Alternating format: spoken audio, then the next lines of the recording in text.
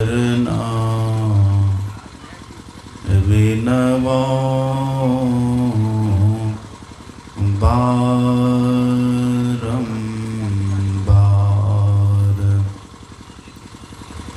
धन्य धन्य सतगुरु सुखदा, महिमा कही न जाय। जो कुछ कहूँ तुम्हारी कृपा, मोते कछु न बसाय। बोलिए प्रेम से श्री सद्गुरु महाराज की जय। श्री सद्गुरु महाराज की जय। श्री सद्गुरु महाराज की जय।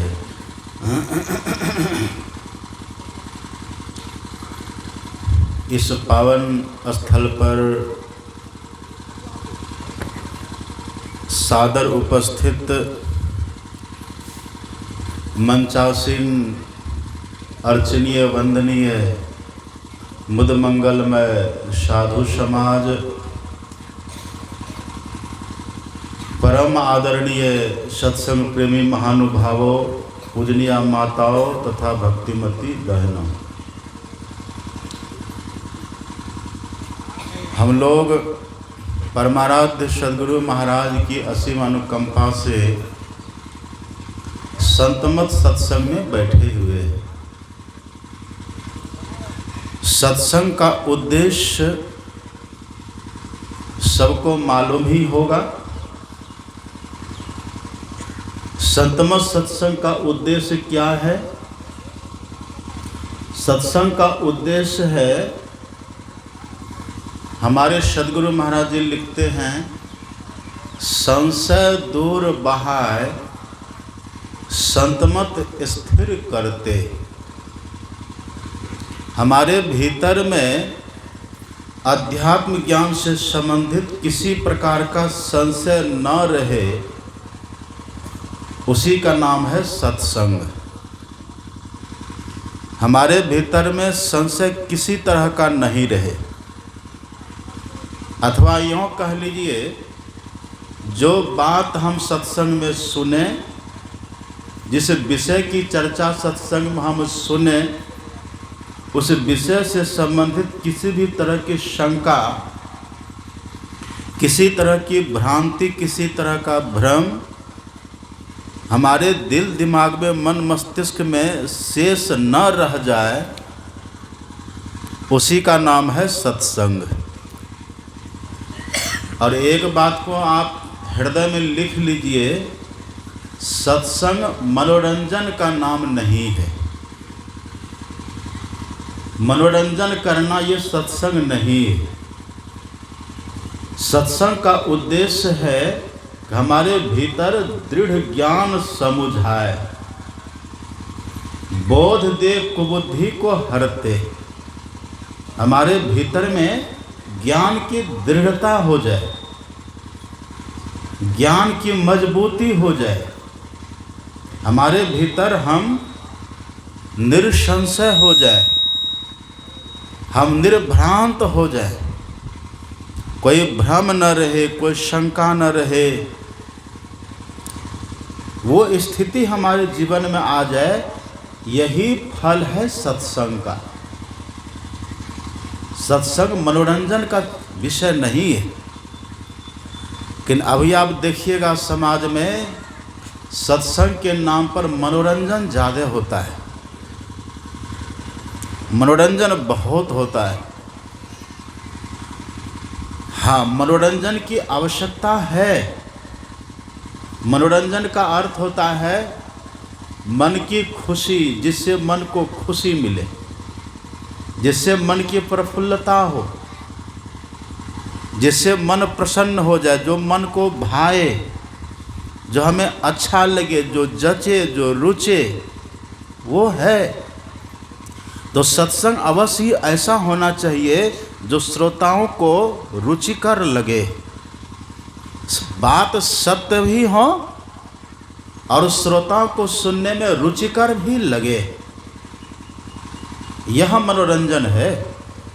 बात बिल्कुल सत्य भी हो, बात बिल्कुल हकीकत भी हो, बात पत्ते की हो, बात शास्त्र सम्मत हो, बात अनुभव की हो और साथ साथ श्रोताओं को सुनने में रुचिकर लगे, श्रोताओं को सुनने में मधुर लगे, श्रोताओं को सुनने में मिष्ट लगे, श्रोताओं को सुनने में कोमल लगे, मृदु लगे, मृदु भी लगे और मधुर भी लगे।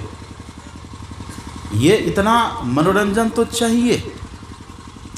लेकिन केवल मनोरंजन ही मनोरंजन हो। अब आप सत्संग में देखिए, आप जाइएगा बड़ी बड़ी कथाओं में जाइए, सत्संगों में जाइए, अब वहाँ क्या देखते हैं? वहाँ के वक्ता को आप देखिए कितना मेकअप करके आते हैं।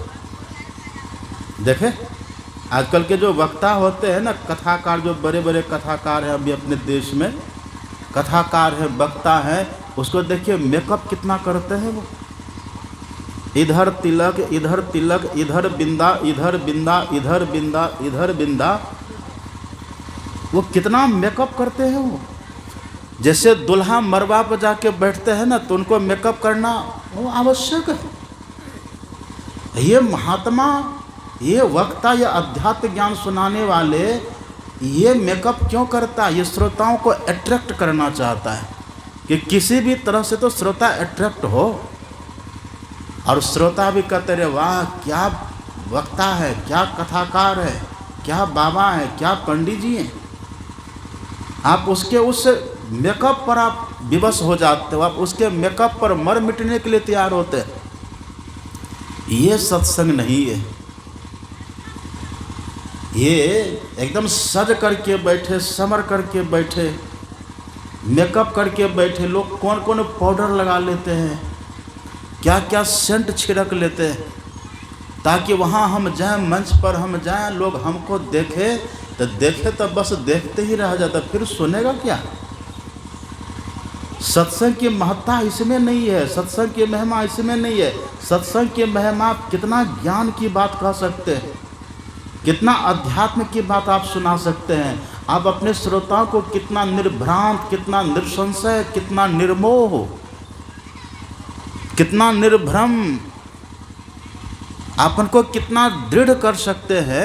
सत्संग का उद्देश्य तो ये है, सत्संग की महिमा तो ये है। वहाँ देखिए लोग क्या क्या करते हैं, कभी श्रोताओं को बैठा देते हैं, कभी उठा देते हैं, कभी नचा देते हैं, कभी रुला देते हैं, कभी हंसा देते हैं, कभी ताली बजवा देते हैं, कभी पैर को थिरका देते हैं, क्या क्या करते हैं। श्रोताओं को तो वहाँ पर तहलका मचा के छोड़ देते हैं। ये उद्देश्य सत्संग का नहीं है। सत्संग का उद्देश्य तो ये है कि श्रोता बैठे तो जम जाए और वक्ता जो कहे उनकी बुद्धि में, उनके मन मस्तिष्क में भी श्रोताओं की बात, अध्यात्म ज्ञान घर कर दे, जम जाए। ये है ना सत्संग का उद्देश्य। सच पूछिए ना, हम जब अपने निवास से चलते हैं, देखते हैं कितना स्वागत, यहाँ के लोगों की बड़ी श्रद्धा है, हम सबका सम्मान करते हैं। ये घोड़दौड़ वाले की श्रद्धा को हम नमन करते हैं। खास करके यहाँ के जो देखते हैं हमारे बूढ़े बाबा सब यहाँ के, क्या नाम है, बबलू, एक का नाम है बबलू, बबलू नाम है ना, बबलू नाम है ना, नहीं, यहाँ जो सत्संग जो करवा रहे, दो मुख है, क्या क्या नाम है? हाँ, एक गुलाबी यादव और सुदर्शन। हाँ, गुलाबी और सुदर्शन। आपका क्या नाम है? ये गुलाबी जी है। सुदर्शन जी किधर है? ये देखिए, ये सुदर्शन जी है, इन्हीं का घर है जहाँ हम ठहरे हैं। ये सुदर्शन जी हैं, ये गुलाबी जी है। बड़ी श्रद्धा, बड़ी भावना है और यहाँ के सभी लोगों की बड़ी श्रद्धा है। हम भीतर से बड़े प्रसन्न होते हैं, लेकिन हम पूरा प्रसन्न नहीं होते हैं। हम पूरा प्रसन्न तब होते हैं जब हम ये देखते कि सब बैठ के श्रद्धा से सत्संग को सुनते हैं, उस समय हम बड़े खुश होते हैं। और आपको पता है, हम जल्दी सपना नहीं देखते हैं, लेकिन आज रात हम सपना भी देखे हैं। श्री सद्गुरु महाराज। और ये जो दृश्य आप देख रहे हैं ना, एकदम इसी दृश्य का पूर्व जो अनुमान एक होता है ना, अभी जो देखते पंडाल सजा हुआ है, ये सपना हम रात में पहले देख चुके, और हमारे गुरु महाराज जी ने मानो हमको आगाह किया, आगाज किया। हमारे सदगुरु महाराज जी ने हमें पहले कह दिया कि तुम चिंता मत करो, ऐसा ही सत्संग कल प्रातःकाल होने वाला है।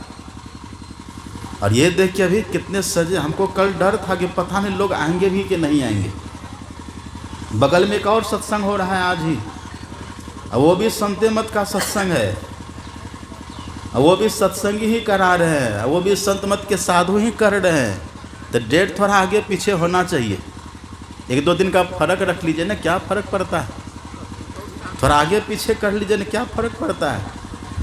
लेकिन नहीं, तो हमको कल डर था कि पता नहीं लोग आएंगे कि नहीं आएंगे, यहाँ श्रोता आएंगे कि नहीं आएंगे। तो रात में हम सपना देखे, और सपना में देखे कि खूब बढ़िया भव्य व्यवस्था है, और यही सपना हम देखे रात में। तो आपकी जो आस्था है, आपका जो प्रेम है, आपका जो भाव है, आपके भीतर जो एक शुद्ध पवित्र सद्भावना है, वो आकर्षित करता, खींचता है, अच्छा लगता है हमें।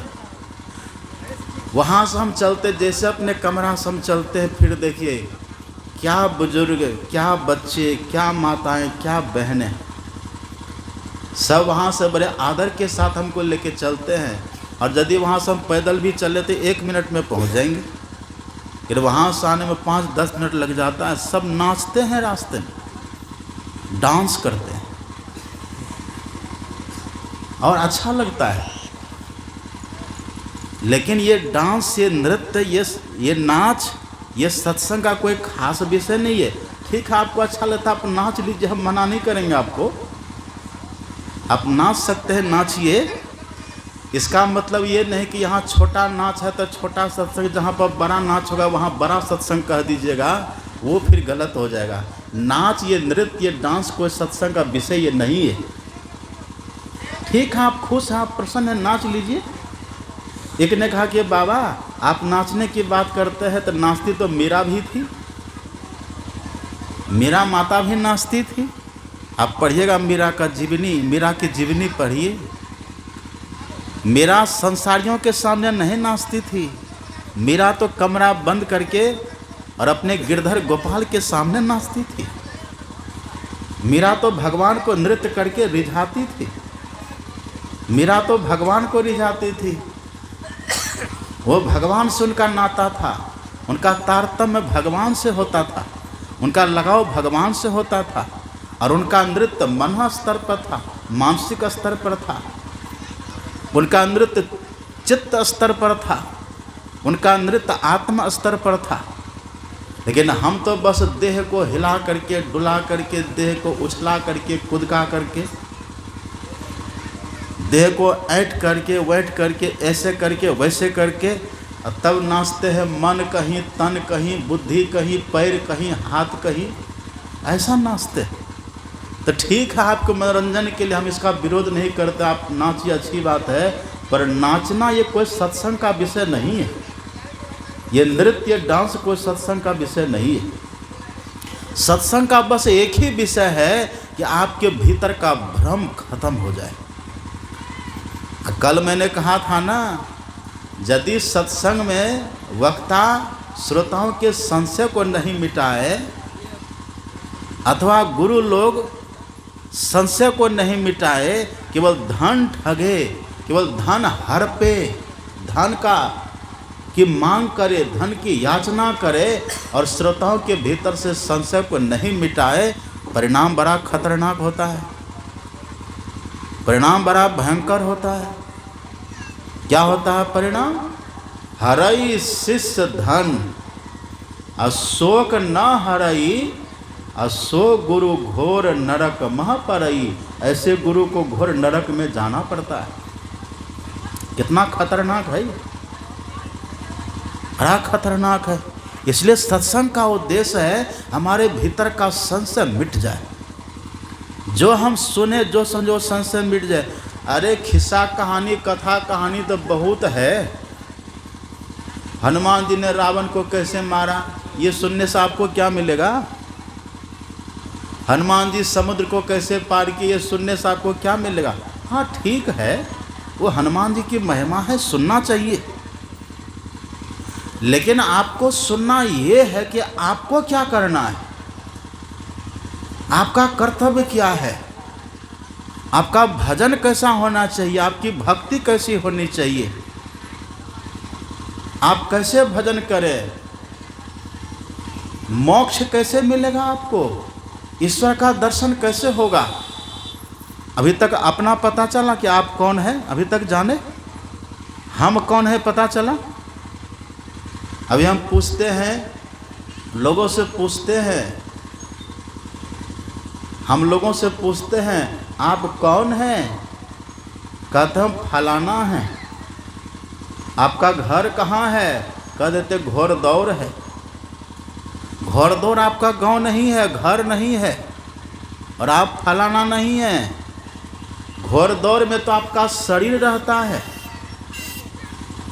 और आप कोई फलाना, आप कोई लंबा चौड़ा काला गोरा मोटा नाटा आप नहीं हैं। ये तो शरीर है आपका, आप है इसके भीतर रहने वाला आत्मा। और आप रहते से देह के भीतर कहाँ रहते हैं पता चला कभी? आप कैसे ये पता चला कभी? यही है सत्संग का विषय। अभी आपने सुना ना पाठ में, कितना बढ़िया पाठ आप सुने। अब क्या सुने पाठ में? पाठ में आपने सुना भगवान शंकर का वचन। भगवान शंकर ने जो ब्रह्मा जी के प्रश्न पूछने पर ब्रह्मा जी को बताया है, उसी का पाठ आपने सुना है। भगवान शंकर का ज्ञान आपने सुना है। अच्छा एक बात आप बताइए, ज्ञान बड़ा होता है कि चरित्र बड़ा होता है? बड़ा कौन है? बड़ा कौन है? चरित्र है तो ज्ञान की महत्ता है। चरित्र ठीक है ना, तब ज्ञान की महत्ता है। और किसी का चरित्र ही खराब हो जाए तब उसके ज्ञान की महत्ता है? कोई महत्ता, चरित्रहीन ज्ञान का कोई मोल नहीं है। रावण बड़ा ज्ञानी था पर चरित्र ठीक था उसका। रावण बड़े, आप पढ़िएगा ना, रावण को चारों वेद कंठस्थ था। और रावण बहुत बड़े कवि भी थे, वो संस्कृत में कविता लिखते थे। रावण बड़े विद्वान थे, लेकिन रावण का चरित्र जो बढ़िया नहीं था ना, चरित्र बढ़िया नहीं होने के कारण रावण की कोई पूजा करता है? रावण की बात कोई मानता है?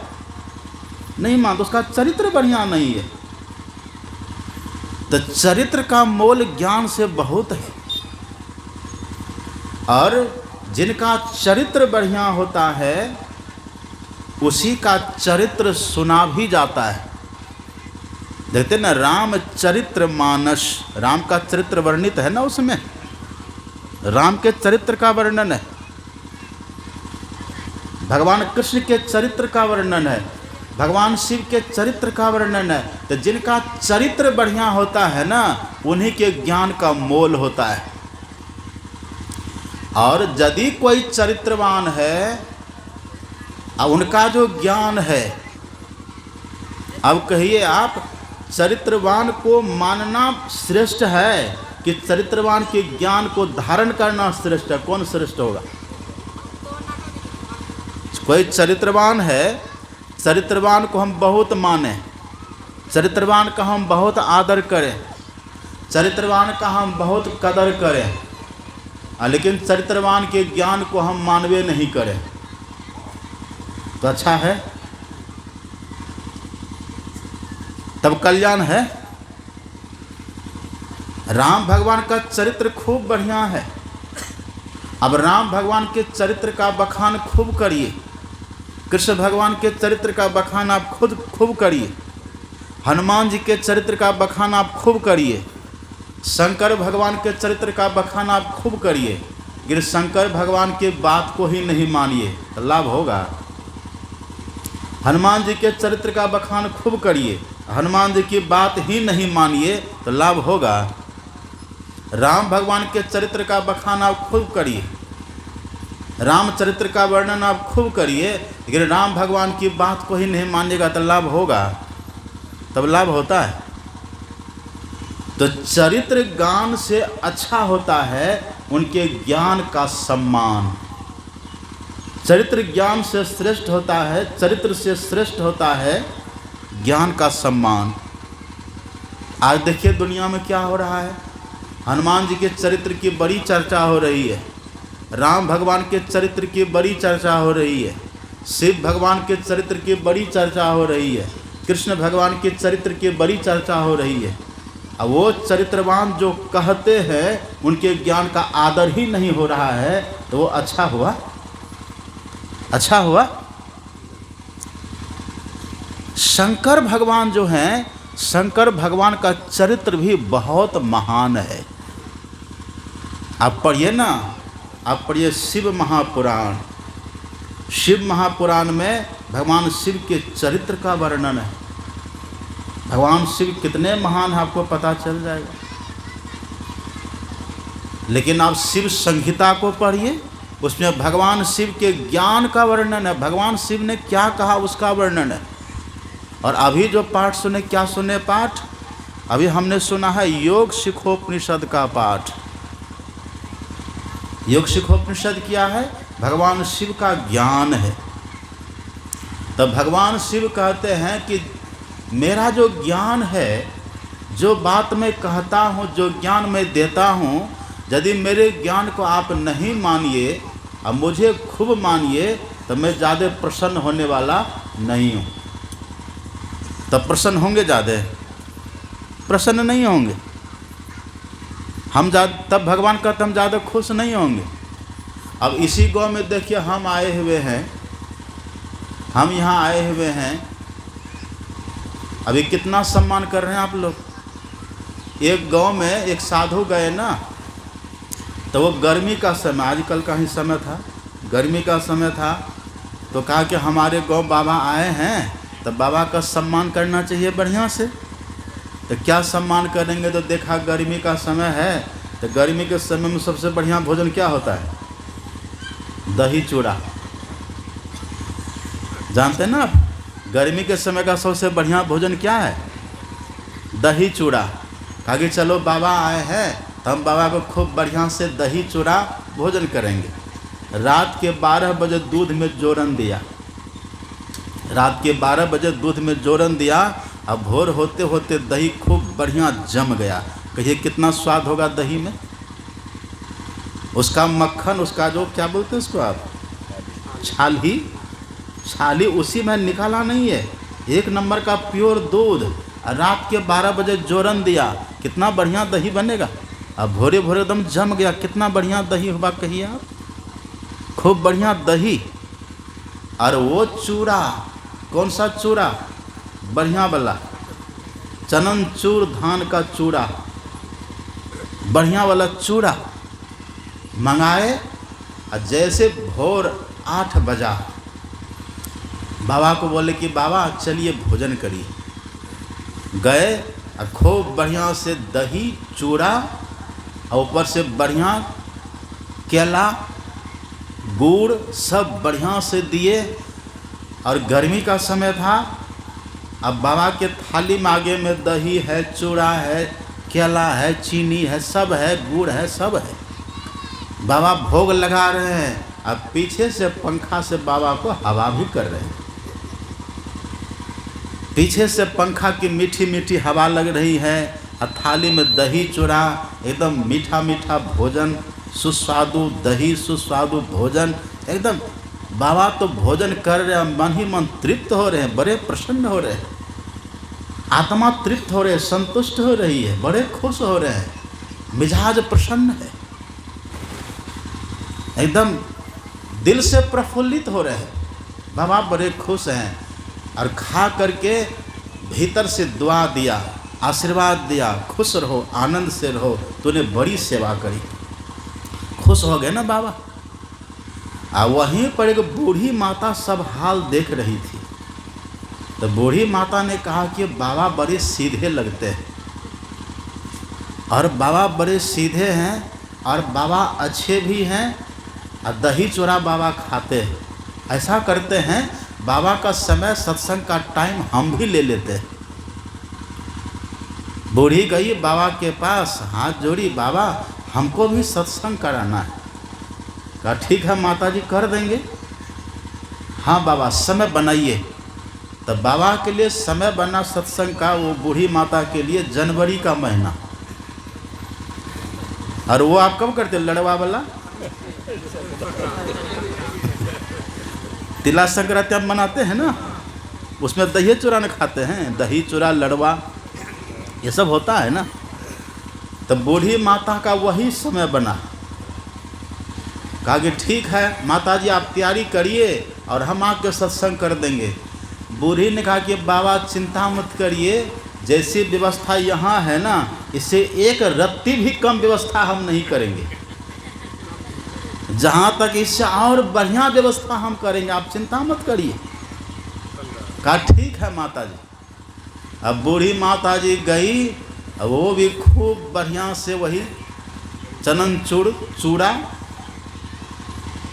और वही खूब बढ़िया दही, अब बढ़िया केला लाया।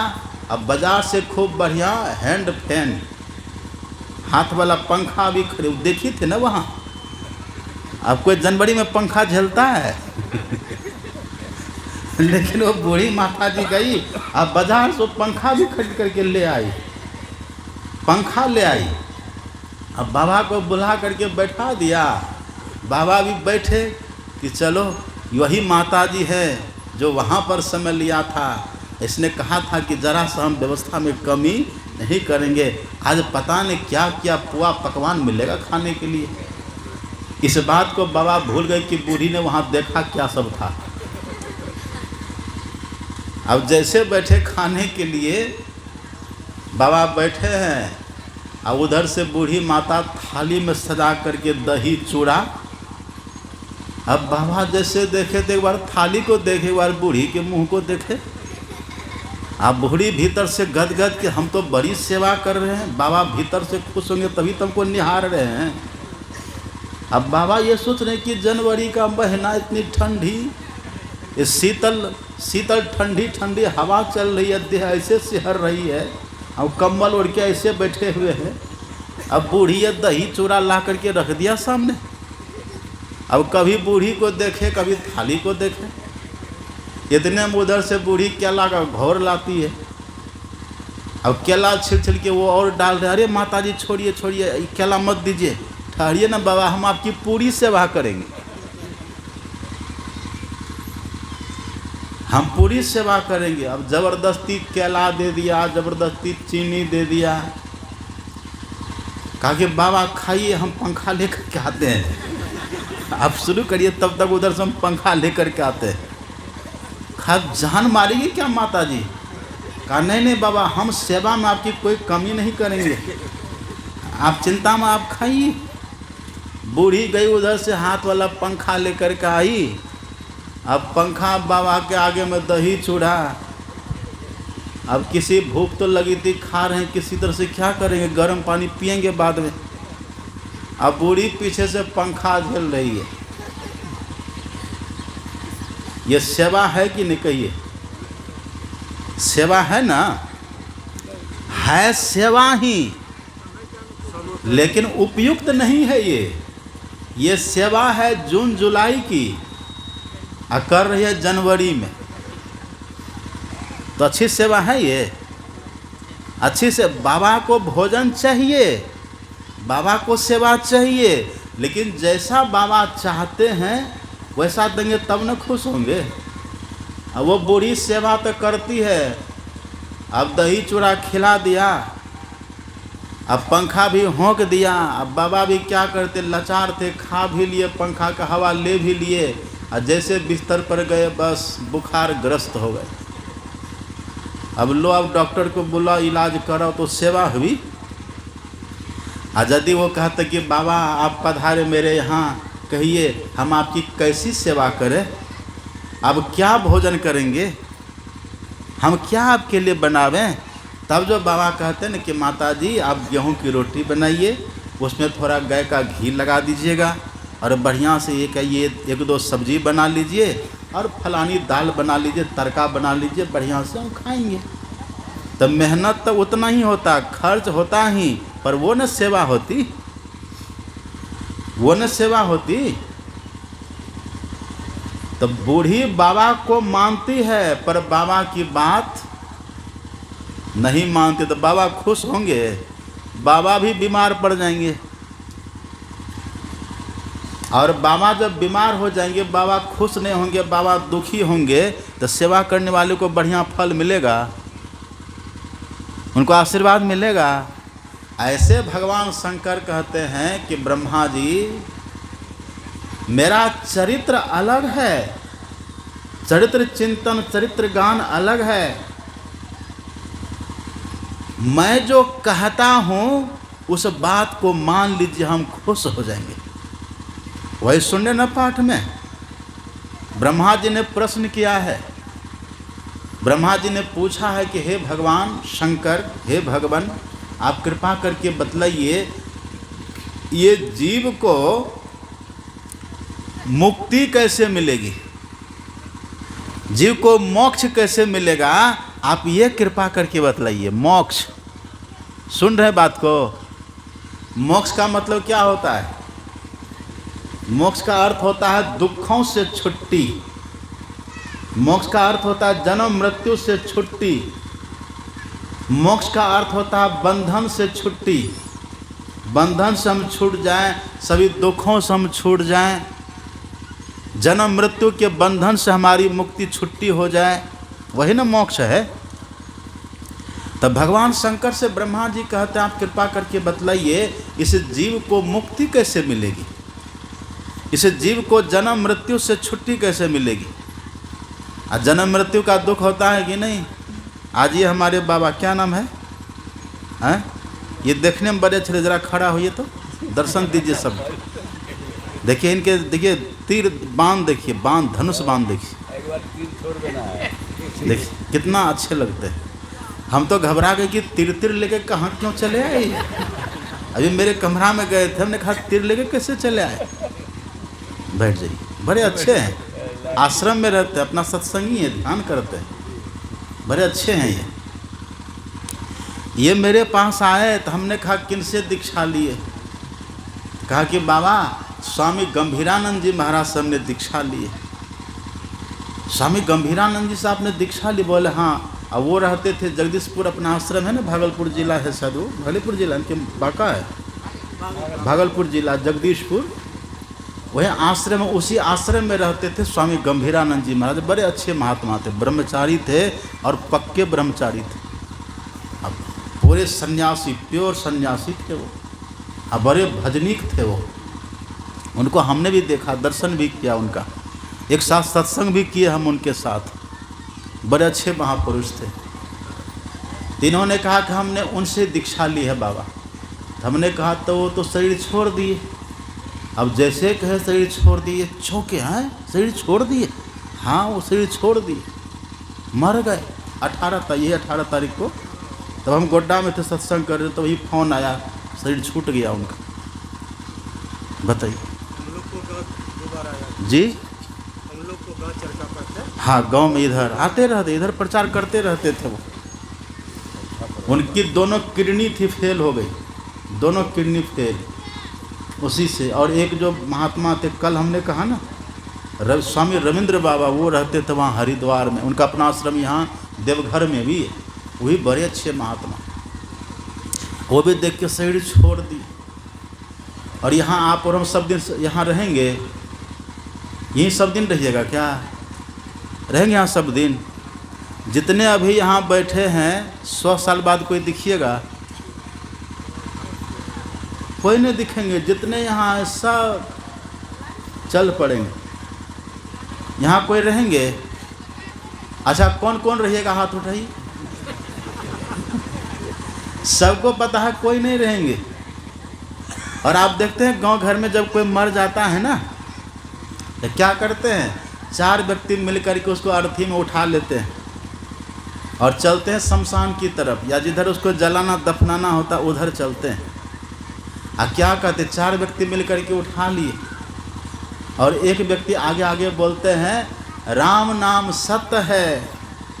अब पीछे से क्या बोलता है, तो बोलिए राम नाम सत्य है। सब बोलिए, सब पीछे से बोलिएगा, राम नाम सत्य है। जोर से, राम नाम सत्य है। राम नाम सत्य है। जोर से, पीछे वाले भी, उधर दीवार वाले भी, सब राम नाम सत्य है। राम नाम सत्य है। अब बोलने वाले का गत नहीं है कि नहीं? गत तो सबका ना है, पर विश्वास होता है। आप वहाँ देखिएगा, जब व्यक्ति लेके चलता है ना, तो एक जो बोलते हैं ना राम नाम सत्य है, पीछे से सब कहता, सबका यही गत है, पर बोलने वाले के भीतर में होता है कि हम थोड़े ना मरेंगे, ये मर गया, हम नहीं मरेंगे। भीतर एक ऐसा भाव, सुदूर हृदय की गुहा में एक किसी कोने में भाव छुपा रहता है कि हम थोड़े न मरेंगे, ये मर गया है। कहता है वही, कहता है सबका यही गत है, लेकिन अपना मैनेज करके चलता है। इसलिए वहाँ देखिएगा शमशान उधर चीता धू धू करके जलती रहती है और उधर व्यक्ति बैठ करके बीड़ी सुलगाता रहता है। 80 चुटकी 90 ताल, तब देखो खैनी का हाल। 2 बातन को याद रख, जौ चाहत कल्याण, नारायण एक मौत को दूजो श्री भगवान। यदि अपना कल्याण चाहते हैं ना, तो मौत की याद हमेशा रखिए, और जिसको मौत की याद हमेशा रहेगी ना, उसको भगवान की याद स्वतः आती है।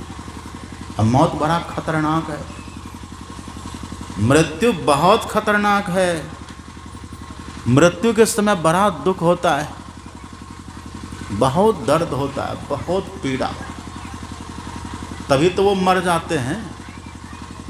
उस समय के कष्ट को सहन नहीं करने के कारण ही व्यक्ति मर जाते हैं, शरीर छूट जाता है, बड़ी पीड़ा होती है, एकदम तरप तरप करके जीव इसके भीतर से निकलता है।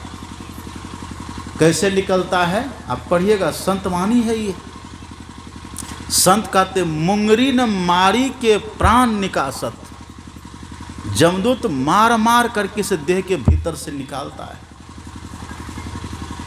लेकिन आश्चर्य की बात यह है, न किसी को जम दिखता है और न किसी को जम की मार दिखाई पड़ती है, पर मरने वाले जम को भी देखता है और जम की मार का भी एहसास करता है।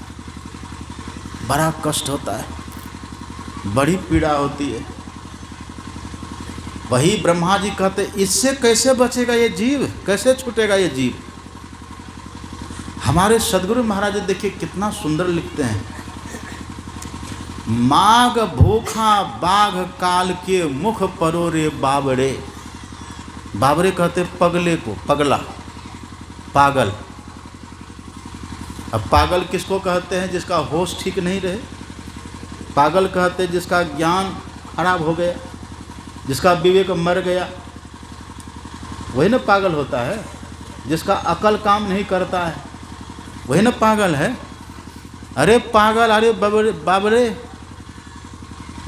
आपका ज्ञान ठीक नहीं है, आपकी समझ ठीक नहीं है, इसलिए पगले कहते, इसलिए बाबले कहते हैं। ज्ञान खराब हो गया। क्या खराब हुआ है ज्ञान? ज्ञान खराब ये हुआ है कि हम मृत्यु के मुख में पड़े हुए हैं, काल रूपी बाघ के मुख में हम पड़े हुए हैं और ऐश कर रहे, मौज कर रहे हैं। ये तो पागलपन है हमारा, काल के मुख में पड़े हुए हैं। अच्छा, आपने कभी देखा मेढक को? देखे मेढक? मेढक, मेढक किसको कहते हैं? मेढक मतलब बैंग, मेढक। अब देखिए मेढक को सांप पकड़ लेता है। सांप, उधर से सांप आता है और मेढक को पकड़ लेता है।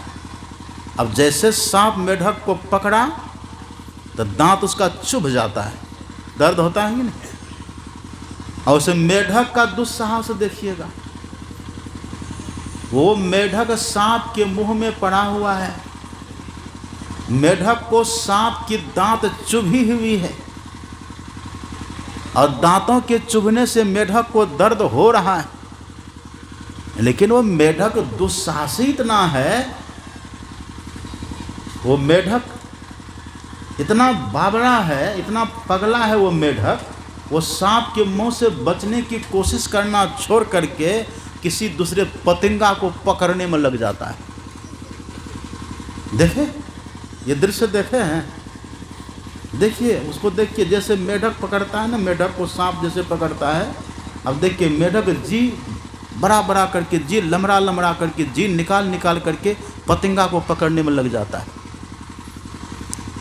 अब मेढक को मूर्ख कहिएगा कि ज्ञानी कहिएगा? क्या कहिएगा उसको? पागल है कि नहीं? अरे तुम पहले सांप के मुंह से तो छूटो। लेकिन वो सांप मेढक इस बात को भूल जाता है, तभी तो वो पागल है। आप कहिए घुटना में दर्द क्यों होता है? कभी सोचे? नहीं सोचे? घुटना में दर्द क्यों होता है? कमर में दर्द क्यों होता है? आपके माथा में दर्द क्यों होता है? कभी सोचे? आपको बुखार कभी क्यों लग जाता है? कभी सोचे हैं? बुखार क्यों लग जाता है आपको? ये सब क्यों होता है? आप किसी डॉक्टर के पास जाइए, सर बुखार लग गया है, और डॉक्टर पूछता बुखार क्यों लगा, तो आप कहते बासी भात खा लिए थे इसीलिए बुखार लग गया। नहीं नहीं नहीं नहीं, बासी भात आपके बुखार का कारण नहीं है। यहाँ दर्द हो रहा है, क्यों दर्द हो रहा है? डॉक्टर साहब दर्द हो रहा है, क्यों दर्द हो रहा है? डॉक्टर साहब फिसल करके हम गिर गए थे इसीलिए दर्द हो रहा है। इसीलिए दर्द नहीं हो रहा, आप जड़ को नहीं पकड़ पा रहे हैं। ये दर्द इसीलिए हो रहा है क्योंकि काल पकड़ा हुआ है। जैसे मेढक की देह में सांप की दांतें चुभ गई है, वो दर्द कर रहा है, लेकिन वो पतंगों को पकड़ने के पीछे में लगा हुआ है। दर्द तो होता है पर सांप को भूल जाता है मेढक। पीड़ा तो सहता है, दांत चुभन से जो दर्द है वो सह तो रहा है, इस बात को भूल जाता कि ये दर्द हमें इसीलिए हो रहा है क्योंकि सांप ने पकड़ रखा है।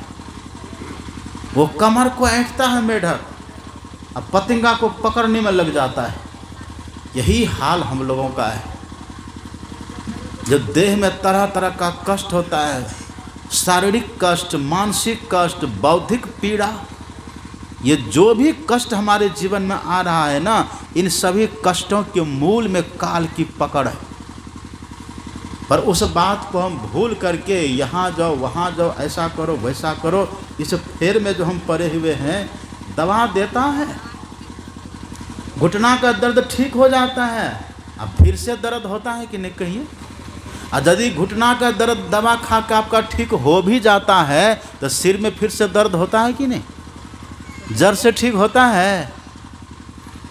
क्यों ये दर्द, ये क्यों, ये पीड़ा क्यों है? क्योंकि काल की पकड़ में हम हैं। यही कारण है। कबीरा गर्व न कीजिए, काल गहे कर केस। कबीरा गर्व न कीजिए, काल गहे कर केश। जैसे काल जो है ना पकड़ रखा है, झूठे सुख को सुख कहे, मानत है मन मोद। और जगत चबेना काल का, कुछ मुख में कुछ गोद। है कि नहीं? हम उसके गोद में पड़े हुए। इससे हम छूटेंगे कैसे? इससे हम बचेंगे कैसे? यही उपाय बतला रहे भगवान शंकर। सुन रहे सब बात को? पंडाल में है कि नहीं है? पंडाल में सोइए मत, मन को भगाइए मत। अभी हम यहाँ पर आपको बैठे बैठे भगवान शंकर के दिव्य ज्ञान सुना रहे हैं, आप सुन रहे हैं। और यदि बगल में कोई नाचने वाला बाबा आ जाएगा तो यहाँ बैठिएगा आप लोग? चलो वो बाबा बड़ा है जो नाच रहा है ना, वो बाबा बड़ा जो मेकअप करके बैठा हुआ है ना, वो बाबा बड़ा अच्छा है जो करताली बजवा रहा है। आप दौड़ के भाग के उधर चले जाइएगा। लेकिन देखिए भगवान शंकर सुनाते हैं कि ब्रह्मा जी यदि जन्म मृत्यु के दुख से बचना चाहते हैं, काल के मुख से बचना चाहते हैं, यदि सभी तरह की पीड़ाओं से छूटना चाहते हैं, इसके लिए भगवान शंकर कहते हैं आपको इसके लिए योग करना पड़ेगा। योग करना पड़ेगा। योग करने का मतलब क्या है? योग कहते किसको? योग किसको कहते हैं? कपालभाति को। कपालभाति के योग कहते हैं। अनुलोम विलोम योग है। अनुलोम विलोम करने से मृत्यु से बच जाइएगा। कहिए, कपालभाति करने से मृत्यु से बच जाइएगा। कपालभाति करते करते हमारे रामदेव बाबा भी बूढ़ा होने चले, भले वो बाल को डाई कर लेते, रंगा लेते, पता नहीं चलता आपको। पूरे विश्व में हिला दिए ना, योग का प्रचार कर दिए ना, तो क्या वो योग करने से मृत्यु से बच जाइएगा? एक कोई साधु गए थे संत मत के उनके पास जब गए, उनके पास जब ये ध्यान ज्ञान की जब चर्चा हुई ना, तो आपको पता है रामदेव बाबा ने क्या कहा? रामदेव बाबा ने कहा था इस शरीर को सुखी करने की कला, इस शरीर को सुखी करने का योग मेरे पास है, लेकिन इस जीव को सुखी करने की कला, इस जीव को सुखी करने का योग तो बिहार में संत मत में है। संत मत केवल बिहार में है। जहाँ जहाँ संत है वहाँ वहाँ संत मत है। जहाँ संत है वहाँ संत मत है। महाराष्ट्र में है उधर समर्थ गुरु रामदास, तो वहाँ संत मत है। पंजाब में है संत गुरु नानक, तो वहाँ संत मत है। राजस्थान में है मीरा, वहाँ संत मत है। जहाँ जहाँ संत है वहाँ वहाँ संत मत है। विदेश में है प्रभु ईसा मसीह, तो वहाँ संत मत है। जहाँ मोहम्मद साहब हैं वहाँ भी संत मत है। संत जहाँ जहाँ है वहाँ वहाँ संत मत है। और संत का ज्ञान ही तो संत मत है। और संत मत के ज्ञान से ही तो कल्याण होता है। संत का ज्ञान कहिए चाहे भगवंत का ज्ञान कहिए, एक ही बात है। जो राम कहते, जो कृष्ण कहते हैं, जो शिव कहते हैं, वही कबीर कहते हैं, वही बुद्ध कहते हैं, वही महावीर कहते हैं, वही गुरु नानक कहते हैं, वही सूरदास कहते हैं, वही तुलसीदास कहते हैं, वही ज्ञानेश्वर कहते हैं, वही समर्थ रामदास कहते हैं, वही एकनाथ कहते हैं, वही तुकाराम कहते हैं, सब वही कहते हैं। यही संत मत है। ये योग कौन सा योग है? ये जिस योग से जन्म मृत्यु से हमारी छुट्टी होगी ना, उसी योग का नाम है ध्यान योग। क्या नाम है? ध्यान योग। इसीलिए हमारे गुरु महाराज जी कहते हैं, आप पढ़िए पदावली, हमारे गुरु महाराज जी कहते हैं, माघ भूखा बाघ काल के मुख परोरे, बाबरे होश कर चेतो सवेरे, बचो बचिए। कैसे बचिएगा? होश कर चेतो सवेरे, बचो ध्यान के दावरे। ध्यान योग से बचिएगा। काल मुख से निबु की भागो, ध्यान के बल भाई रे। ऐसो अवसर खोई हो तो रोई हो पछताई रे। हे भाई, यदि आप काल के मुख से बचना चाहते हैं ना, तो कैसे बचिएगा? तो ध्यान के बल भाई रे, ध्यान करके बचिएगा। कैसे बचिएगा? कैसे बचिएगा? कैसे बचिएगा? जोर से बोलिए। ध्यान के बल से। तो ध्यान तो बिल्ली भी करती है।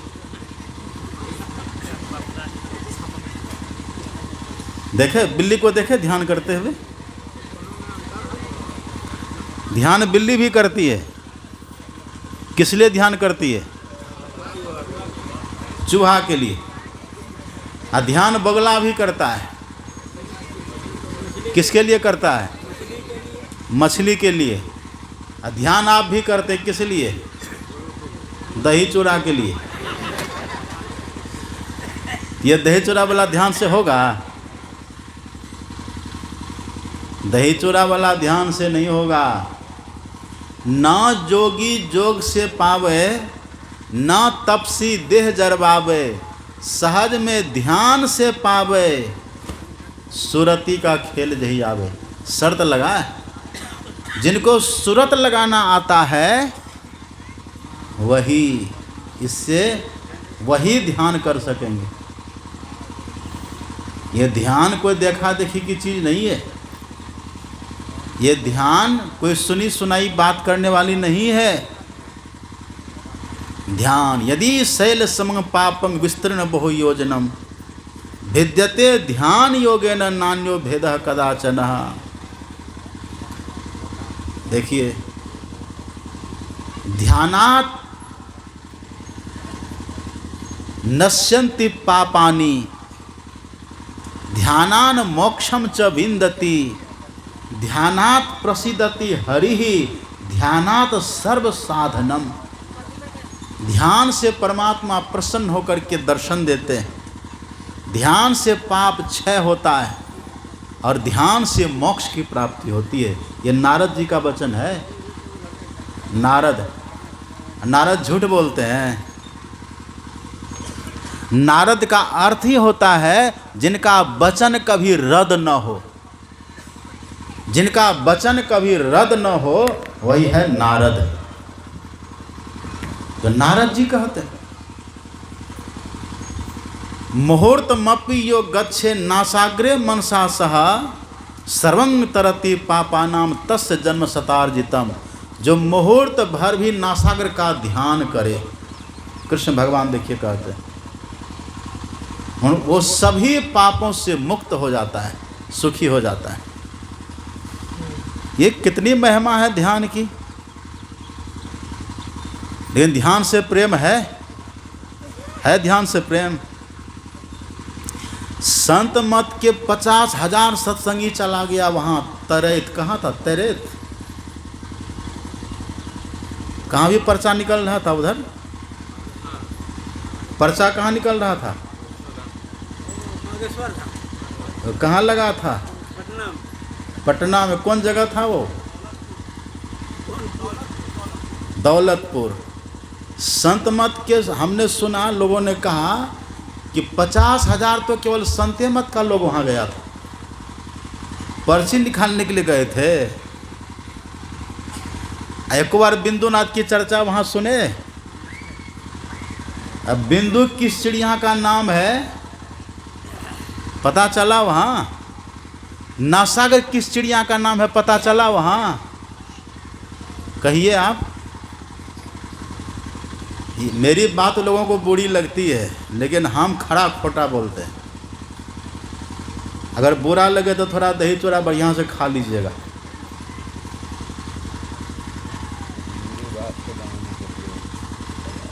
संत मत के सत्संगी भी भटक रहे हैं। और आपको पता है, आपके पास जो ज्ञान है ना, संत मत वाले के पास जो ज्ञान है, संत मत सत्संगी के पास जो खुरपी छाप है, जो कचिया छाप है, जो हल छाप है, ऐसे भी सत्संगी के पास जो ज्ञान है, संत मत का ज्ञान, वो दुनिया के बड़े बड़े वक्ता के पास भी नहीं है। नहीं है ये ज्ञान। लेकिन हाल क्या है? वही बेंग वाला हाल है, मेढक वाला हाल है। जी लपलपाते फिरते हैं। बैठ करके ध्यान करें सो नहीं है। और आपको आश्चर्य होगा कि दीक्षा देने वाले भी चला गया। सत्संगी जाए तो चलो, जो सत्संगी बनाने वाला था वो भी चला गया। इसका मतलब है दीक्षा देने का अधिकार भी सबको नहीं देना चाहिए। दीक्षा देने का हक भी सबको नहीं है। जो खुदे ज्ञान को नहीं समझ सका है वो क्या दूसरों को समझा सकेगा? जो खुद ही दृढ़ नहीं है वो कैसे दूसरों के भीतर के संशय को मिटा करके उनको दृढ़ कर पाएगा? कहिए आप। यहाँ तो प्योर शुद्ध ज्ञान, जिनमें कोई भ्रम नहीं, कोई संशय नहीं है। हम जाने के मना ही नहीं करते, लेकिन ध्यान करना छोड़ करके, साधना करना छोड़ करके, जप करना छोड़ करके, दृष्टि योग करना छोड़ करके, नादानुसंधान करना छोड़ करके, तब आप चले गए पर्ची निकालने, आप चले गए देह का दर्द ठीक करवाने, मुकदमा जीतने के लिए वहां चले गए। कैसे हैं आप? कहिए। अब वहां चले गए। सुनिए, एक बात आपको सुनाते हैं। आप ठीक ठाक है ना? भूख भी लगी है? अब 10 में बस हो जाना चाहिए, पक्का 10 हुआ है, लेकिन थोड़ा सा और सुनिए। देखिए, बहुत ध्यान से सुनिएगा। भगवान शंकर से आप पढ़िएगा शिव संहिता, हम पुस्तक का नाम आपको कह देते शिव संहिता, और हम उसकी व्याख्या करके आपको सुनाते हैं। हम व्याख्या सहित आपको कह रहे हैं। मानो माता पार्वती ने भगवान शंकर से प्रश्न किए हों कि प्रभु एक बात बताइए, आप कृपा करके हमें ये बतलाइए कि ध्यान, जो आप ध्यान योग की बात करते हैं, वो ध्यान योग है क्या? वो कैसे किया जाता है और उसके करने से होगा क्या? और यदि कोई वो ध्यान योग करे अब बीच बीच में करना छोड़ करके बाहरी पूजा पाठ में, बाहरी भागदौड़ में भी लगे, उसका फल क्या है? ये कृपा करके समझा करके हमको कहिए। ये सवाल है, हम व्याख्या करके आपको सुना रहे। तब देखिए, भगवान शंकर ने कहा कि सुनो देवी, जो करने से मोक्ष मिलेगा, जो करने से ज्ञान मिलेगा, वो हम आपको बताते हैं। भगवान शंकर कहते हैं, यह करोति सदा ध्यानम आज्ञा पद्मस्य गोपितम पूर्व जन्म कृतं कर्म विनश्यदवि रोधतः इह स्थितः सदा योगी कुर्यान् ध्यान निरंतरम तदा करोति प्रतिमा पूजा प्रति जापम अनर्थवत। ये 2 श्लोक में भगवान शंकर ने जवाब दिया है। ये 2 श्लोक हमने कहाँ से पढ़ा? यद्यपि शिव संहिता पुस्तक भी मैंने देखी है, पर ये हम पढ़े कहाँ से? हम पढ़े हैं सत्संग योग से। कहाँ से पढ़े? सत्संग योग है आपके घर में, सबके घर में सत्संग योग है, सबके घर में सत्संग योग है। अब पढ़ते हैं सत्संग योग को। अब तो लोग सत्संग योग की पूजा करने के फिराक में लग गए। कहते सत्संग योग को ही गुरु महाराज मानेंगे और उसी की पूजा करेंगे, उससे कुछ होने वाला नहीं है। यदि सत्संग योग को आप पूजना चाहते हैं ना, तो सत्संग योग को पढ़िए, उसका अध्ययन करिए, फिर आप देखिए कैसा चमत्कार जीवन में आएगा। अब देख लीजिएगा, अब करके तो देखिए। उसी सत्संग योग में ये श्लोक गुरु महाराज जी ने कृपा करके उद्धृत कर दिया है। अब पढ़िए, भगवान शंकर ने यही 2 श्लोक में जवाब दिया है। शंकर भगवान कहते कि सुनो देवी, जिससे सभी कर्म के फल से बचा जाता है और जिससे सुख और मोक्ष मिलता है, ज्ञान की प्राप्ति होती है,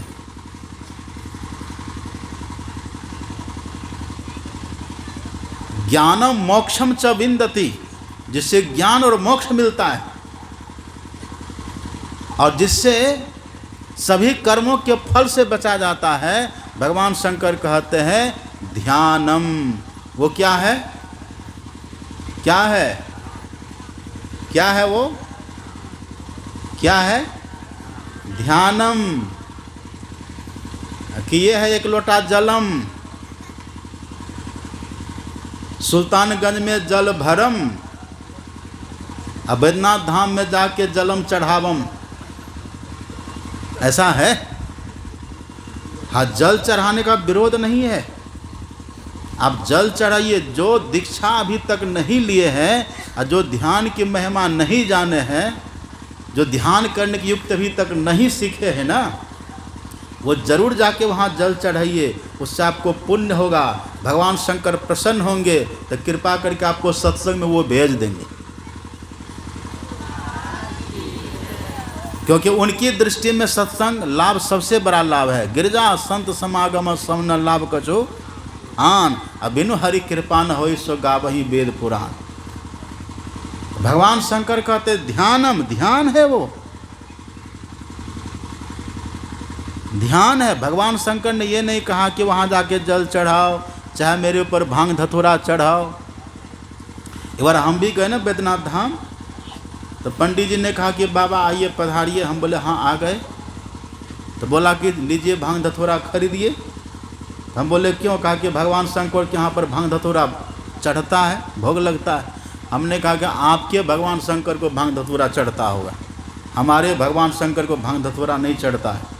हम तो हमारे भगवान शंकर को अपना मन चढ़ाने के लिए आए हैं। मन ही पूजा, मन ही धूप, और मन ही स्यऊ सहज स्वरूप। ये मन की पूजा। अब मन कब चढ़ता? मन चढ़ता ध्यान के माध्यम से। ध्यानम शून्यगतम मनः, ध्यानम निर्विषयम मनः। आओ बीरो मर्द बनो, अब जेल तुम्हें तजना होगा। अब मन निग्रह के समर क्षेत्र में सन्मुख फिर डटना होगा। ये मन का न खेल है, मन की न बात है। भगवान शंकर ये नहीं कहा कि वहाँ पर जाके जल चढ़ा दो, वहाँ पर जाके भांग धतूरा चढ़ा दो, या कि यहाँ से दंड बैठक करते हुए जाओ, या यहाँ से एक होता है ना, वो एक होता है ना कौन कांवर, वो जो दौड़ता है, डाक बम, डाक बम। हम वो नहीं। भगवान शंकर ने कहा कि नहीं, ध्यानम यह करोति सदा ध्यानम, जो ध्यान करते हैं। तो भगवान शंकर ने कहा कैसे ध्यान करेंगे? भगवान शंकर से पूछा कैसे ध्यान करेंगे?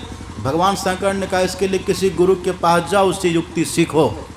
पर यह लिखा हुआ है, कर्णधारम गुरुम प्राप्य तद्वाक्यम प्रवदृढ़ अभ्यास वासना शक्त्या तरंती भवसागरम। भगवान कहते हैं किसी गुरु के पास जाओ और गुरु को कर्णधार बनाओ, मल्लाह बनाओ, और उनके उपदेश को, उनके वाक्य को नौका बनाओ, और अभ्यास करने की शक्ति से भवसागर को पार कर जाओ। ये कहते हैं भगवान शंकर। अब सुनिएगा ध्यान से, अब जो हम आपको सुनाना चाहते पत्ते की बात। भगवान शंकर से पार्वती माता ने पूछा, यदि कोई व्यक्ति दीक्षा लेके ध्यान कर रहे हों,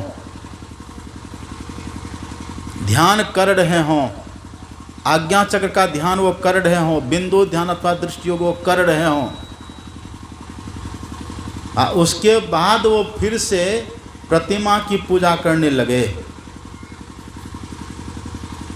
या फिर वो और बाहरी कर्मकांड में, बाहरी पूजा पाठ में लगे, हे भगवान शंकर उसकी गति क्या होगी आप कृपा करके बतलाइए।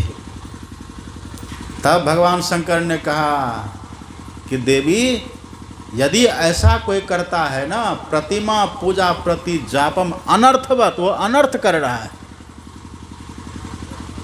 अनर्थ कर रहा है। हमको तो आश्चर्य लगा कि 50,000 संत मत के सत्संगी उधर चला गया। आप पूछिए न कहाँ गए? अरे देखने के लिए गए थे, खेल सिखाते हैं। एक ने कहा कि मनोकामना लेके गए थे, तब पूछा अर्जी लग गई। कहा कि लाखों की भीड़ में अर्जी हमारे कैसे लगती? तो कुछ एक की अर्जी लगी तो आपको क्या हुआ? कहा हमारी मनोकामना तो ऐसे पूरी हो गई। यही मनोकामना पूर्ति कराने के लिए आप यही। भगवान शंकर कहते यदि ध्यान करना कोई छोड़ दे और तब बाहरी पूजा पाठ बाहरी कर्मकांड में लग जाए। अब कहिए जो उतनी भीड़ भाड़ में गए होंगे तो 3 बार ध्यान किए होंगे, आपको लग रहा है? ध्यान किए होंगे वहाँ? ध्यान छूटा कि नहीं?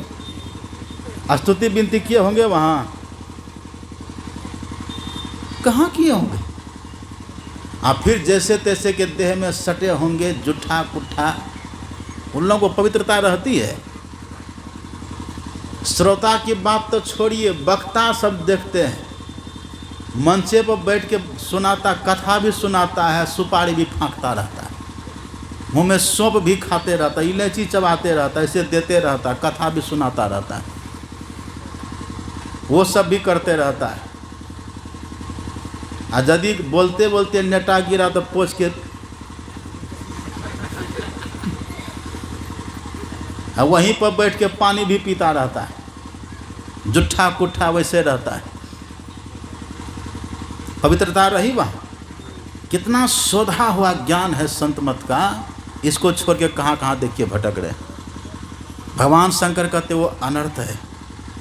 ध्यान करिए, योग मतलब ध्यान योग। और ध्यान की शुरुआत कहाँ से है? ध्यान की शुरुआत कहाँ से है? ध्यान की शुरुआत है, ध्यान योग की शुरुआत है जप से। जप से। कहाँ से शुरुआत है? जप से। रोज हम लोग गाते हैं, हम लोग को रटा दिए हैं सदगुरु महाराज जी, रोज हम लोग गाते हैं। गुरु जाप मानस ध्यान मानस कीजिए दृढ़ साध कर, इनका प्रथम अभ्यास कर श्रुति शुद्ध करना चाहिए। जो मंत्र आपको दीक्षा में मिला है ना, उसी मंत्र का जप करिए। एक व्यक्ति कुप्पा घाट में आए हमारे पास, पति पत्नी 2 आए थे। तब पत्नी है संत मत में दीक्षित, अब पति अभी जहाँ तहाँ भटक रहे हैं, कभी इनके पास कभी उनके पास, अभी दीक्षा लिए नहीं, भटक रहे, कभी वहाँ दीक्षा ले लेते, कभी वहाँ दीक्षा ले लेते हैं। तो मेरे पास आए तो अपनी बड़ाई सुनाने लगे। लोग अपनी बड़ाई सुनाता है, हम बाबा इतना भजन करते हैं, वहाँ गए, हम उस मंदिर में गए, उस तीर्थ में गए, सुनाने लगे। कहा हम दीक्षा भी ले लिए। तो किन से दीक्षा लिए? तो दीक्षा गुरु का फोटो दिखाए, एकदम हिप्पी कट बाल है गुरु जी का, ऐसे सीटा हुआ, यहाँ एक टीका लगा हुआ है और एकदम बढ़िया से पंडित जी हैं कोई, वो सजे संवरे। हमने कहा क्या दीक्षा में बताया? कहा कि बाबा 2 मंत्र हमको बतलाए, एक तो गुरु मंत्र दिए और एक शक्ति माता का मंत्र दिए। हम बोले हो गया, बैग गियर लग गया आपको। 2 नाव पर कोई चढ़ के नदी पार करता है, और 2 नाव पर रखिएगा पैर तो क्या होगा? पार कर पाइएगा? बीचे में डूब के मर जाइएगा, है कि नहीं? यदि 2 नाव पर कोई पैर रखे तो पार कर पाएगा? एक नाव उधर एक नाव उधर, बीचे में डूबिए मरिए, कैसे होगा? हमने कहा मूले में भूल हो गया आपको। अति पावन गुरु मंत्र मन ही मन जाप जपो। जो एक मंत्र दीक्षा में गुरु बतला दे, उसी मंत्र को विश्वास के साथ आप जपिए, एक ही मंत्र को जपिए। लोग कहते बाबा 20 साल दीक्षा लिए हुए हो गया, कहाँ कुछ हो रहा है। और देखिए ना, वहाँ गए, उस कथा उस सत्संग में गए, वहाँ जाते ही घुटना का दर्द ठीक हो गया, तो वही ना बढ़िया है। कैसे भोले भगत हैं आप? अरे घुटना का दर्द ठीक करना तो डॉक्टर के पास जाइए ना, बाबा के पास क्यों जाते हैं? बाबा के पास तो आप देखिए कि आपको भजन करने की विधि ठीक ठीक वो बतला रहे हैं कि नहीं, अध्यात्म ज्ञान वो ठीक ठीक दे रहा कि नहीं, वो न देखिए, वहाँ वो न देखिए। अब कोई व्यक्ति चला जाए पुस्तकालय में, जहाँ पर पुस्तक ही पुस्तक है, पुस्तकालय में, वहाँ पर बोले हमको 2 समोसा दीजिए, तो कहाँ से देगा समोसा वहाँ? अब कोई चला जाए हलवाई के दुकान में, हमको बोले हमको वेद दिखाइए, तो देगा वहाँ पर वेद? जहाँ पर जो मिलता वहाँ न हो जाइएगा। साधु के पास, संत के पास, हाँ ठीक है, उनके आशीर्वाद से कृपा से कुछ भी हो सकता है, वहाँ मूल क्या है? मूल तो अध्यात्म ज्ञान न है, वहाँ मूल तो साधना की पद्धति न है वहाँ। और साधना की पद्धति आप सीखिए न रहे हैं, साधना की विद्या आप सीखिए न रहे हैं, और वहाँ जा कर के आप निसंतान को संतान दिलवा रहे हैं, यही सब कर रहे। घर टूटा तो घर बनवा रहे हैं, यही आपका ज्ञान है। वो ने एक मंत्र का जप करिए, जो मंत्र गुरु ने आपको बतला दिया उस मंत्र को जपिए, श्रद्धा से जपिए, और ऐसा जपिए मंत्र को जीभ न हिले, ओट न डोले, न ओट हिले न जीभ हिले, और श्वास से भी मत जपिए, ख्याल से जपिए, ख्याल से। उसी को बोलते हैं मानस जप। देखिए सुनिए ध्यान से, जैसे आप कहीं अकेले बैठे रहते हैं, आप बोलते नहीं हैं, लेकिन आप बहुत बातों को मने मन सोचते रहते हैं कि नहीं सोचते हैं? अकेले बैठे हैं और सोच रहे हैं कि देवघर जाना है, ये सामान खरीदना है, बोल नहीं रहे हैं लेकिन मन में चल रहा है कि नहीं? उसी तरह से मंत्र को चलाइए भैया, मानस जप। बस मंत्र ही मंत्र रह जाए, भैया मानस जप। एक लड़का को हमने कहा कि मानस जप करो, कहा कि बाबा बड़ा कठिन है। कहा कि बाबा हम बैठ करके 12 घंटा तक गायत्री मंत्र का माला फेर सकते हैं, लेकिन आधा घंटा तक बैठ करके मानस जप करना बड़ा पहाड़ लगता है। हमने कहा कि यदि बैठ करके मानस जप करना पहाड़ लगता है ना, तो सब दिन तुम्हारी हार ही हार होगी। बिना मानस जप किए जीत होगी ही नहीं, लाभ होगा ही नहीं। माला तो कर में फिरे जीव फिरे मुख माही, अब मनवा तो दौंदी से फिरे यह तो सिमरन नाही। माला फिरत जुग गया मिटा न मन का फेर, कर का मन का छारी दे मन का फेर। कोटिक जन्म गयो है बीत माला के फेरते, ठेला पड़ गयो हाथ माला के टेढ़ते। माला टेढ़ते फेरते फिरते कितने के अंगूठा में गांठ पड़ जाता है, देखे ना, कुछ नहीं होता। माला दीजिए डार मन ही को फेरना, मने मन से जप करिए ना, मन से जप करना चाहिए। और जो मन से मन ही मन जप खूब बढ़िया से करेंगे ना, उनको अपने भीतर में इष्ट का दर्शन भी होता है, गुरु महाराज का दर्शन भी होता है। और जिनको एक बार एक इष्ट का दर्शन हो जाए, गुरु महाराज का दर्शन हो जाए ना, फिर वो जिनका दर्शन करना चाहेंगे उनका दर्शन उनको हो जाता है। ये मानस ध्यान की महिमा है। लेकिन लोग कहते कि बाबा कहाँ कुछ मिलता है। एक ने वही जो आए, एक पति पत्नी जो वही आए ना, तो पत्नी को कहते रहता था कि क्या तुमको मिला, क्या मिला इतना दिन से करती हो। अब मेरे पास आकर के वही कहा कि बाबा कहिए हम कैसे आपको लग रहे हैं। हम बोले मतलब, तो मेरी स्थिति क्या है भजन की। हम बोले कुछ नहीं, 0/0 है। हमको आप ठगना चाहते हैं। आपका परिचय आपका व्यवहार दे रहा है, आपका परिचय आपकी बोली दे रही है, आपका परिचय आपका ज्ञान दे रहा है। यहाँ अंतर्जामी होने की कोई ज़रूरत नहीं है। हम सब देख रहे कि आपकी पहुँच क्या है। आप बरगलाना चाहते हैं लोगों को। ये स्थिति आती है लोगों की। बैठ करके भजन करिए, गुरु जाप मानस ध्यान मानस कीजिए दृढ़ साध कर। ये दोनों साधना है स्थूल साधना। ये दोनों करने से मन का क्षणिक टिकाव होता है, मन शुद्ध होता है, मन टिकता है। आंख बंद करते भीतर में क्या दिखता है? आंख बंद करते भीतर में क्या दिखता है? आम अंधकार दिखता है, अंधकार। ये अंधकार बड़ा खतरनाक है। कल भी मैंने कहा था ना, जब तक है तम तब तक है जम।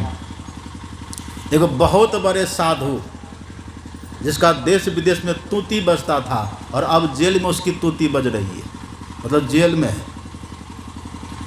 उसका अपना हेलीकॉप्टर, इतना अध्यात्म में आकर के और प्रवचन दे के, भाषण दे के, कथा करके इतने लोगों को पटाया, इतने नेताओं को, इतने मंत्रियों को उसने पटाया, इतनी प्रॉपर्टी उसके पास हो गई कि अपना उसका हेलीकॉप्टर हो गया, देश विदेश में उसके करोड़ों भगत हो गए। जहाँ पर वो चले जाते थे इलाका उलट पड़ता था। वही आए थे कुप्पा घाट, नाम नहीं बताएंगे आपको, कुप्पा घाट आए थे और उस समय महर्षि संत श्री परमहंस जी महाराज थे। वो पूज्यपाद के कमरा में गए थे, कमरा में गए थे, कर्मकांडी थे ना, कर्मकांड करते थे, कर्मकांडी थे। कमरा में गए और कमरा में जा कहते कि महाराज जी आपका कमरा तो बड़ा अच्छा है। कहाँ अच्छा तो है ही, बड़ा सात्विक लग रहा है, क्योंकि साधना होती थी तो सात्विकता तो लगेगी वहाँ।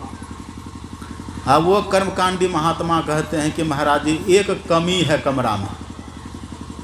क्या कमी है? वो कहा था गाय के घी का दिया जलाइए, इससे पूरा हो जाएगा। जोगी सामने धुरखेल होता है, कहा गाय के घी का दिया जलाइए। तब पूज्यपाद ने कहा था महाराज साधु के कमरा में दिया नहीं जलता, साधु के हृदय में दिया जलता है। यहाँ नहीं, योग हृदय। अपने घट दिया ना बारू रे, नाम का तेल सुरत की बाती, ब्रह्म अग्नि उद्गारू रे। अपने घट दिया ना बारू रे, निहारो यारो गुरु मूर्ति की ओर, गुरु मूर्ति सुरति बिच निरखो और तब उर होत इजोर। इजोर का मतलब क्या होता है? इजोर मतलब प्रकाश। घट घट दीपक बरे, लखे नहीं अंध है, लखत लखत लखी परे, कटे जम अंध है। सबके भीतर में दीपक जल रहा है। ये साधना करिए, इसी को बोलते दृष्टि योग की क्रिया। दृष्टि योग की क्रिया करने से भीतर में प्रकाश हो जाएगा, भीतर में सूर्य का दर्शन होगा आपको। कबीर कमल प्रकाश, कबीर कमल प्रकाश या, उगा निर्मल सूर, रैन अंधेरी मिटी गई, बाजे अनहद तूर। रोज हम लोग गाते हैं, रोज हम लोग गाते हैं, आरती में गाते हैं ना, कोट भान छवि तेज उजाली अलख पार लखी लाग लगे जे। रोज हम लोग गाते हैं ना, तुलसी साहब कहते कोट भान, भान कहते सूर्य, करोड़ों सूर्य वहाँ पर प्रकाश अपने भीतर में फैला रहा है। समझिए कितनी बड़ी बात है ये। पलटूदास जी महाराज कहते हैं जा सम्मुख, पलटूदास जी कहते हैं अवताब तसद्दुक लाख है जी। अवताब कहते उसी सूर्य को कहते अवताब, और तसद्दुक कहते जुगनू को। जुगनू कभी सूर्य की बराबरी कर सकता है? ऐसे अपने भीतर में सूर्य का प्रकाश, लाखों सूर्य का प्रकाश। हमारे सदगुरु महाराज जी क्या कहते हैं? अब पढ़िए पदावली में, सदगुरु महाराज जी कहते हैं जा सम्मुख या सूर्य अमित अंधार। ये जो सूर्य भी उगा है ना, भीतर के सूर्य के सामने अंधकार के बराबर है।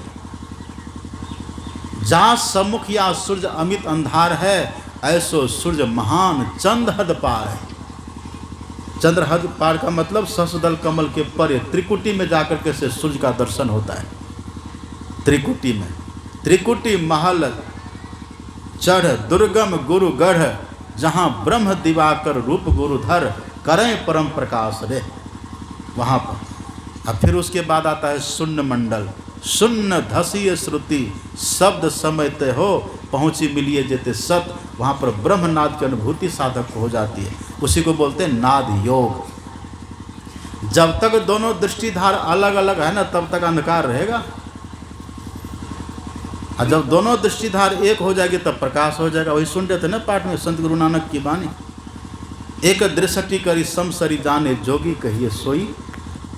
ईसा मसीह इसी बात को कहते हैं the light of the body is the eye, therefore when thine eye is single, the whole body also is full of light. Isa Masih कहते हैं यदि तुम्हारी आंख एक हो जाए ना, तुम्हारा पूरा शरीर उजाला से भर जाएगा। When thine eye is evil, the whole body also is full of darkness. जब तक तुम्हारी आंख गंदी है, मतलब अलग अलग है, दोनों दृष्टिधार अलग अलग है ना, तब तक तुम्हारे भीतर घोर अंधकार रहेगा, तब तक अंधकार है। जैसे दोनों दृष्टिधार एक हो जाएगी, भीतर प्रकाश हो जाएगा। ये कितनी बड़ी बड़ी बातें हैं। देखिए, ये एक दिन का अभ्यास से होगा।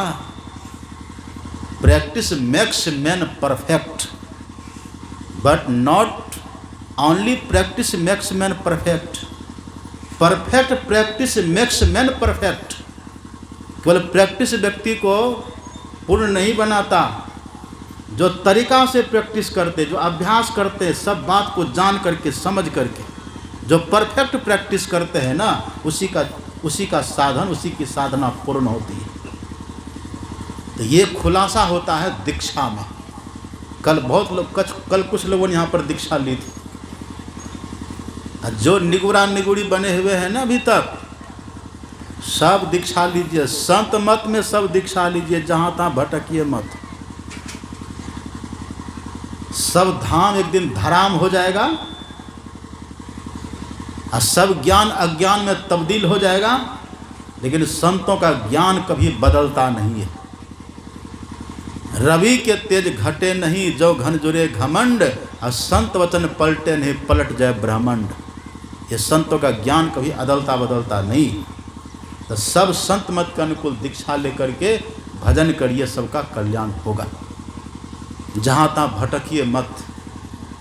अब बड़े बुजुर्ग तो दीक्षा लीजिए ही, और हम तो कहते जो बच्चा को होश हवास ठीक हो गया है ना, पहले उसको दीक्षा दिलाइए।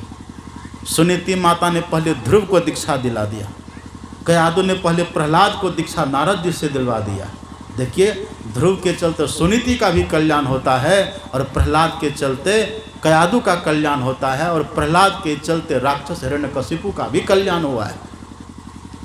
तो अपने बच्चों को भी जोड़िए संत मत से। जैसे थोड़ा होश संभाल ले, तुरंत उसको दीक्षा दिलाइए। यदि बड़ा होगा तो बड़ा बहानाबाज हो जाएगा वो, फिर आपकी बात नहीं मानेगा, आपके हाथ से वो निकल जाएगा। संत मता बिनु गति नहीं, सुनो सकल दे कान, और जो चाहो उद्धार को बनो संत संतान। अब 10:30 की तरफ कांटा बढ़ रहा है, अब ज़्यादा सुनाना भी ठीक नहीं है। अब एक समय का सत्संग बचा है, अपराह्न काल का। अंत भला तो सब भला, अंत भला तो हो भला। अंतिम और सब जमजुट करके बढ़िया से आइए और हम सत्संग सुनेंगे। आज देखते बड़े बड़े दूर दूर से आए। हमारे यहाँ कौन गांव है वो? बगझप्पा से देखते हमारे मास्टर साहब अखिलेश बाबू आए हैं, वहाँ से आलोक बाबू। इधर देखिए बगझप्पा, यहाँ से 30-35 किलोमीटर दूर से सब आए। ये पता है क्यों आए वहाँ से? वहाँ का आश्रम बन रहा है गुरु महाराज के नाम से, बड़ा भव्य आश्रम बना रहे हैं सब मिल के। ये हमको कहने के लिए कि बाबा आप अपने नाम से आश्रम करवाइए, आपका नाम हम लोग उसमें देना चाहते हैं। तो हमने कहा हमको कोई इच्छा नहीं है, हमारा तो ढेर है ही है।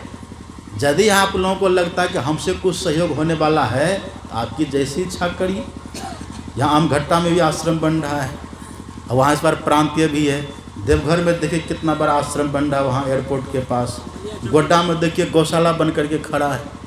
यदि हमसे वहाँ भी सहयोग हो सके तो हम भरपूर सहयोग करेंगे। वहाँ भी गुरु महाराज का सब बन रहा है। आश्रम बनेगा वहाँ बगझप्पा। कभी जाइए देखिए कितने बढ़िया जगह है वो, बासुकीनाथ के बगल में ही है बगझप्पा गाँव। अब पहली बार वहाँ हम गए, बड़ा अच्छा लगा। बड़े सज्जन सत्संगी वहाँ के। तो कल सत्संग है वही आमघट्टा में। आमघट्टा भी आइए, जिनको आना हो। बहुत दूर नहीं है, 10-15 किलोमीटर की दूरी है लगभग यहाँ से। अब परसों है वहाँ देवघर में 25 टका भाड़ा, 25 किलोमीटर। हाँ, तो बहुत आजकल दूरी का कोई महत्व है, ढेर गाड़ियाँ चलती हैं। और यदि वहाँ नहीं जा सकिएगा ना, ये चैनल है संत मत दर्शन चैनल, सुनिए ध्यान से। याद हुआ क्या नाम है चैनल का?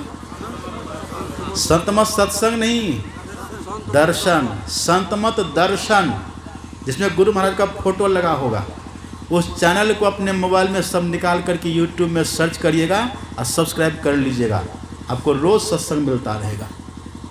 कुप्पा घाट का भी सत्संग रोज आपको मिलेगा, और जहाँ जहाँ हम प्रवचन करते रहेंगे वो सब भी आपको घर बैठे मिलता रहेगा।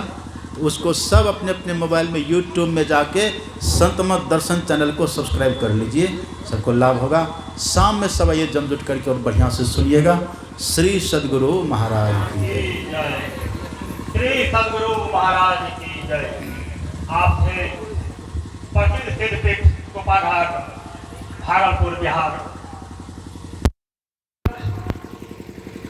इस घोड़दौड़ के भूमि को पावन किए और अपने गंभीरतम ज्ञान, सूक्ष्मतम ज्ञान से हम भक्तों को खींचने की कृपा की। आपने अपने विचार में ध्यान योग के बारे में बहुत ही अच्छे तरीके से हम भक्तों को बताने की कृपा की। प्रेमी सज्जनों, जिस ध्यान योग के बारे में बतलाया गया, वह ध्यान योग जब हम लोग दीक्षा लेते हैं उसी समय हमें प्राप्त हो जाता है, लेकिन जानकारी के अभाव में हम लोग ध्यान योग को परिलक्षित नहीं कर पाते हैं। ध्यान योग करने की सभी भक्तों के पास है, तो इसलिए जो मंत्र बतलाया गया है, अपमानस ध्यान मानस, उस सिद्धांत पर अगर हम लोग